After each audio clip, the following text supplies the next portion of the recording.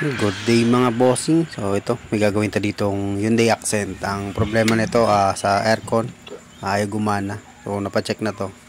Ayan.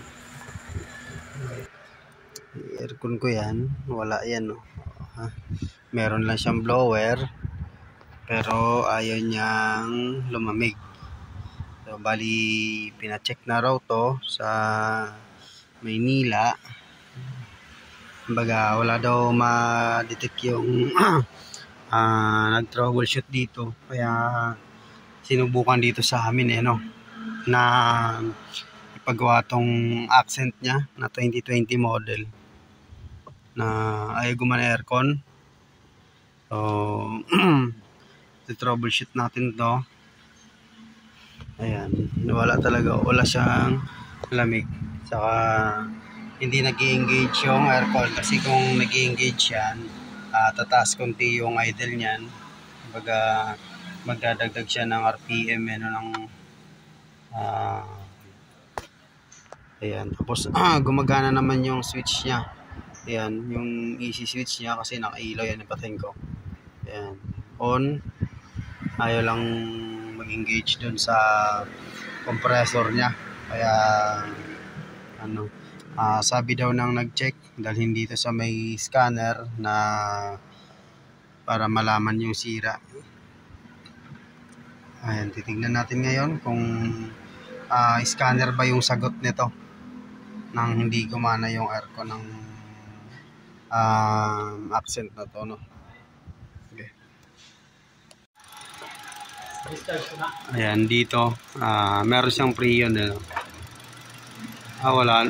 Ay, di pa pala nakasaksak yung high pressure. Isa sa mga ito yung low side, kumbaga sa suction ng compressor.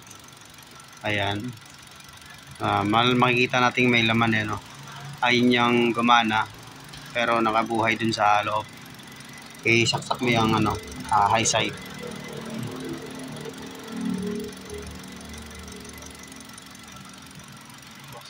Sige.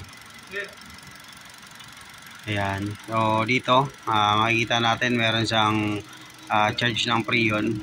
Kumbaga yung 100 na yan ay kaya niyang magpagana ng ng system, ng easy system So may problema to.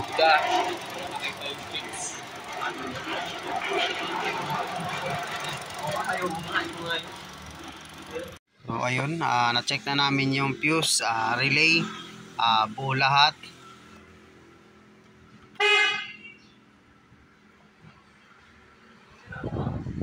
Ayan, buo lahat ng fuse and relay, Tapos yung thermistor niya buo rin, chinek na namin. Doon nag-check na rin kami ng relay na buo yung relay ng compressor, pati yung fuse walang busted. So doon sa checking namin, na-diagnose namin yung aircon pressure switch, yung easy pressure switch na kumbaga hindi na siya gumagana, kaya ayaw gumana ng compressor niya. Pero yung switch niya sa aircon okay naman.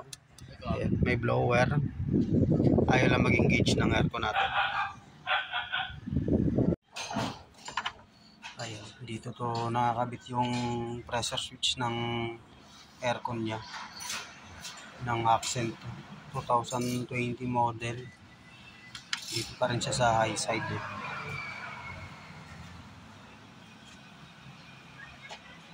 Papalitan lang natin yan. Aray, init, aray.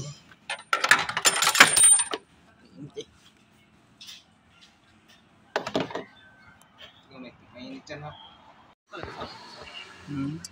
Hindi yan. Nilagay lang yan dyan.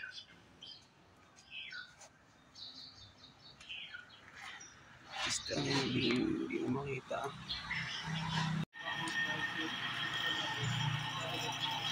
Pati alat. Bakit na lang tayo ngayon. Tapos charge ng preyon para matest na. Ano ba, bukas tuloy tayo? Ano oras? O, 2 oras ko.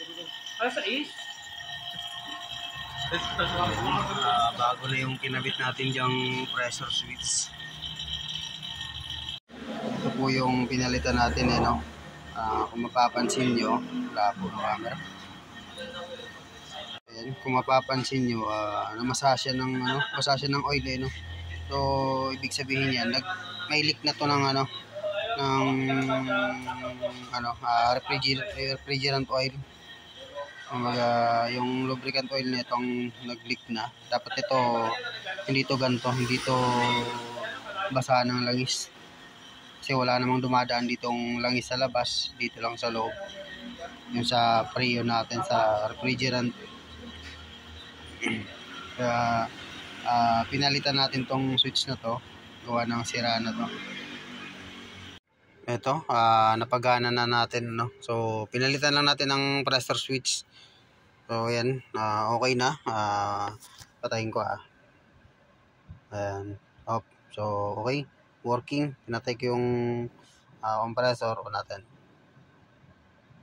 Ayan. So ayos na.